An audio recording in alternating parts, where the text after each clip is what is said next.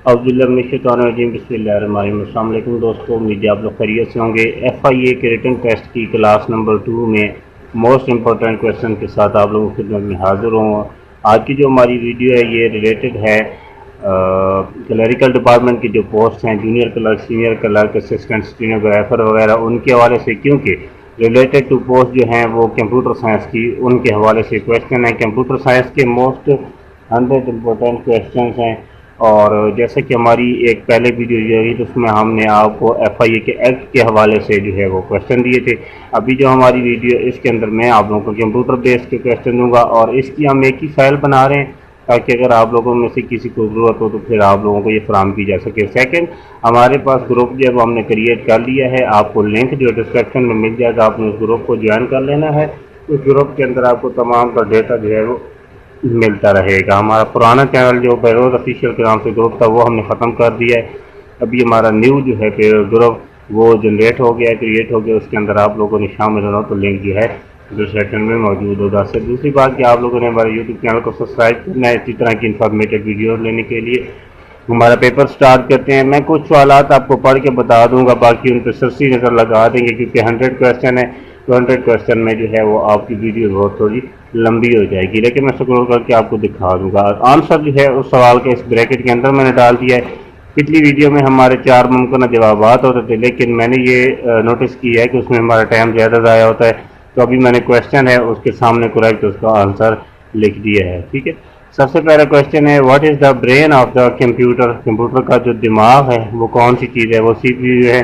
ठीक है, CPU को मुखफ़फ़ क्या है, किस चीज़ का मुखफ़फ़ है CPU? ये है सेंट्रल प्रोसेसिंग यूनिट का।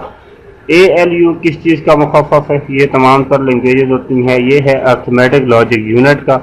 CU किसका मुखफ़फ़ है? ये सेंट्रल यूनिट का, कंट्रोल यूनिट का है। ठीक है, which memory is volatile. RAM memory ये वॉलेटाइल है। ठीक है, उसके बाद है रैम स्टैंड फॉर, ये रैंडम एक्सेस मेमोरी। ज़्यादातर सवालात जो है ना नंबर 1 प्रायोरिटी पे होते हैं, वो होते हैं पेपर के अंदर जो कि रिलेटेड टू पोस्ट हैं, वो शॉर्टकट कीज़ होती हैं कंप्यूटर के हवाले से। और सेकंड नंबर पे जो चीज़ें थी वो स्टैंड फॉर के जो क्वेश्चन होते हैं, ठीक है, मुखफ़फ़ वाले। तो इसलिए मैंने तमाम तर चीज़ों के इसमें बुरकार लाते हुए ही सवालात बनाए हैं। ROM stand for, RAM stand for था random access memory, ROM stand for read only memory. ठीक है, तो इसमें तासीर कन्फ्यूजन हो जाती है हमारे दोस्तों को। उसके बाद है विच मेमोरी इज परमानेंट। कौन सी इनमें से मेमोरी परमानेंट है? ये है रोम। और टेम्परेरी कौन सी है? वो है RAM. What is the smallest data और unit of data. Smallest unit का डेटा, ये जो हम KB MB वगैरह देते हैं, ये इनमें से बिट जो है वो सबसे छोटा जो है वो यूनिट होता है डेटा का।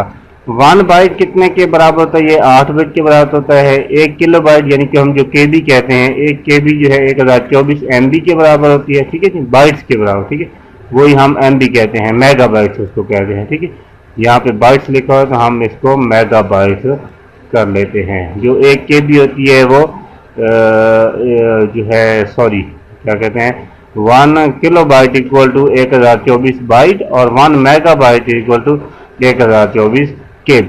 ठीक है जी, तो ये ठीक लिखा हुआ है। 1 KB जो है वो 1024 बाइट्स के बराबर होती है। छोटा से छोटा जो यूनिट है वो बाइट का है, बिट का। उसके बाद है KB का, उसके बाद MB का, देन GB का। ठीक है, ये देखें उसके बाद लिखा 1 gigabyte is equal to 1024 MB और 1 terabyte is equal to 1024 GB के बराबर, GB के बराबर। ठीक है, which device is an input device. Keyboard input device है। अच्छा, यहाँ पे मैं तारीफ बता दूँ, इनपुट डिवाइस और आउटपुट डिवाइस की मैं तारीफ आपको बता दूँ। इनपुट डिवाइस जो होती है उससे हम कंप्यूटर के अंदर डेटा पुट करते हैं, यानी कि कोई और कमांड देते हैं, जैसा कि कीबोर्ड हो गया, माउस हो गया, ठीक है, कैमरा हो गया, या कोई और इस तरह की डिवाइसेस जिनसे हम कंप्यूटर को कोई ऑर्डर देते हैं। ठीक है, उसको हम कहते हैं इनपुट डिवाइस। कोई अगर जैसे कि स्कैनर है वो भी इनपुट डिवाइस है। ठीक है, अगर अब आती है बात आउटपुट। आउटपुट क्या होता है कि हमने अगर माउस के साथ कोई ऑर्डर दिया है और उसका रिजल्ट आया हमें कंप्यूटर की जानिब से वापस किस चीज़ के थ्रू, तो उसमें क्या होता है, मॉनिटर आ जाता है आपका।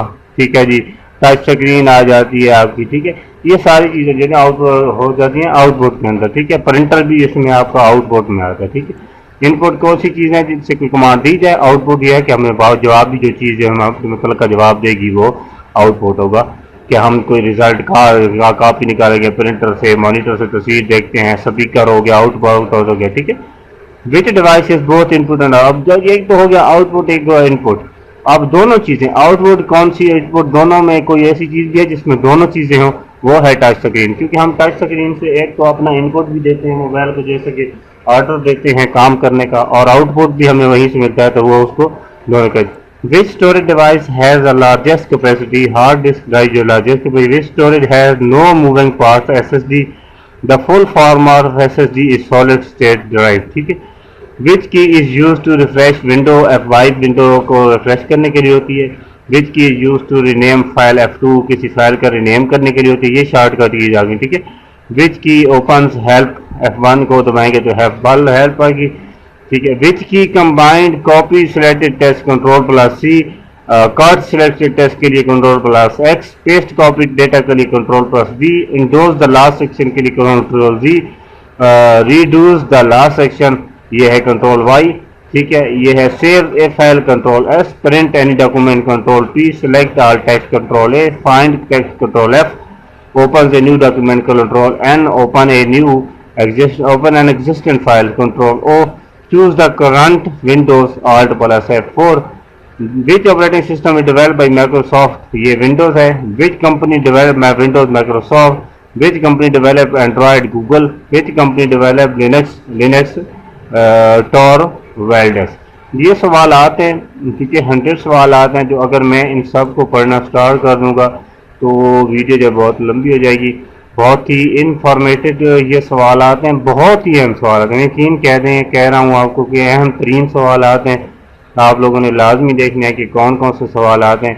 तो नेक्स्ट वीडियो में हाजिर हो तो आप लोगों को इसी तरह के अच्छे सवाल देकर आप लोगों ने इनकी लाजमी तैयारी करनी है, रट्टा नहीं लगाना, समझ के ख्याल से याद करना है। तो नेक्स्ट वीडियो में हाजिर हो तो आप लोगों ने ख्याल करना है। जज़ाकल्लाहु खैरन। अल्लाह।